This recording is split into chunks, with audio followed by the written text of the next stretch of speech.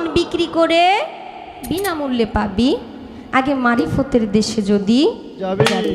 এই চর্মচক্ষু দিয়ে যা কিছু দেখা যায় না, মারিফতের আল্লাহওয়ালা যারা, তারা এই চর্মচক্ষের আড়ালে অন্তর্চক্ষু দিয়ে অনেক কিছু দেখতে পারে। আপনারা ক্ষমা করবেন, ছোট মুখে অনেক বড় কথা বলে ফেলতেছি, আমার রজ্জব দেওয়ান ভাই যেন কষ্ট না নেয়। যদিও আমি এলমে মারিফতের ভূমিকায় কথা বলছি, এটা আমার জন্য অভিনয়।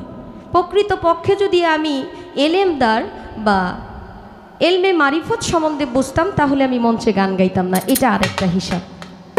যেহেতু আমি অভিনয় করছি, আপনি দেখেন আমাকে ওইভাবে আঘাত কইরেন না। আপনিও আলেম সাহেব আজকের জন্য অভিনয় করতেছেন, আমিও মারিফতের ফকির বা ফকির নিজেইটাই বলেন অভিনয় করতেছি। মালিক যেন এই অভিনয়কে কবুল করে সত্যিকার অর্থে পাগল ফকির বানায়। এখন ছোট্ট করে একটা বিষয়, আমাদের কাবুল মেম্বার সাহেব যখন ফোন দিছে, ফোন দিয়া বলতেছে আপা আপনারা একটু সকাল সকাল আইসা হইলেন। গত বছরের ঘটনা তো আমি জানি না, বৃষ্টির জন্য যে গান হয় নাই এটা তো আমি জানি না।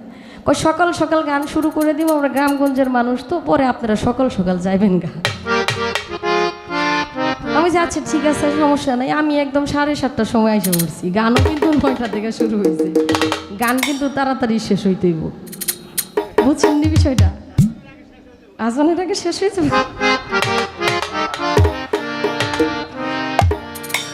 এখন কথা হলো, বলতেছে প্রশ্ন একটা, গান বেশি, কাজ বেশি হবে, কথা কম হবে।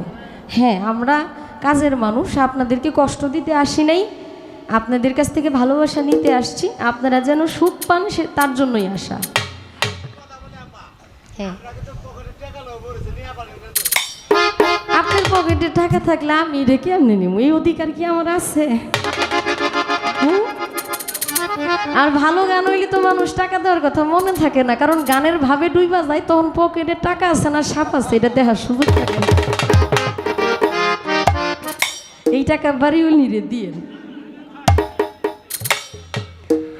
ছোট্ট করে একটু জানতে চাই, আজকে যিনি এলমে শরীয়ত নিয়ে কথা বলবেন, গান করবেন, শরীয়ত প্রচার হয়েছে আমার দয়াল নবী, মায়ার নবী, শাফায়েতের কান্ডারি, যিনি সর্দারে দো আলম হজরতে আহমদ মুস্তফা মোহাম্মদ মুস্তফা সাল্লাল্লাহু আলাইহি ওয়াসাল্লাম। আমার একটু জানা দরকার, বোঝা দরকার, আমার নবী 40 বছরে নবুয়তি প্রচার হয়, তারপরে উনি শরীয়ত প্রকাশ করেন। এর আগে উনি শরীয়ত প্রকাশ করতে পারেন নাই। কাফেররা, ইহুদিরা আমার নবীরে খুব কষ্ট দিছে, ইসলামের দাওয়াত দিতে গেলেই মানুষ তাকে কষ্ট দিছে, আঘাত করছে।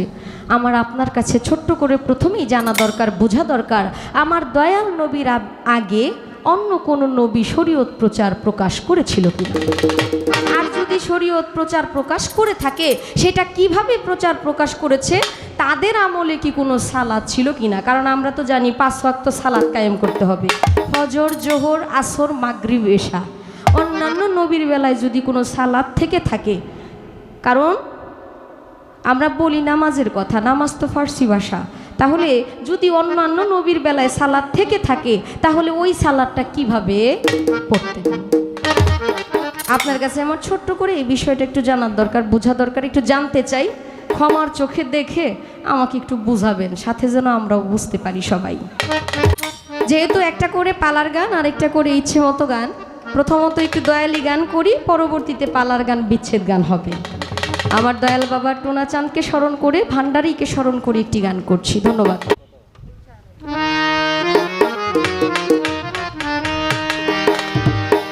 এ সংসারে কে আছে আর এমন দয়াবান, এই সংসারে কে আছে আর এমন দয়াবান, দুই কুলে সুলতান, দুই কুলে সুলতান ভান্ডারী, দুই কুলে সুলতান, দুই কুলে সুলতান ভান্ডারী, দুই কুলে সুলতান।